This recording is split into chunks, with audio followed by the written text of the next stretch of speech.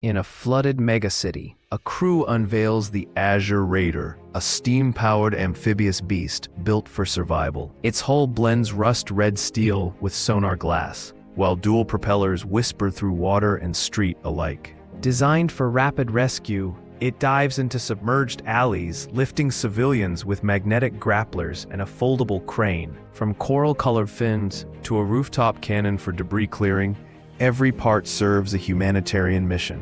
As drones circle above, the crew races against time, proving extreme modification can save lives rather than conquer terrain.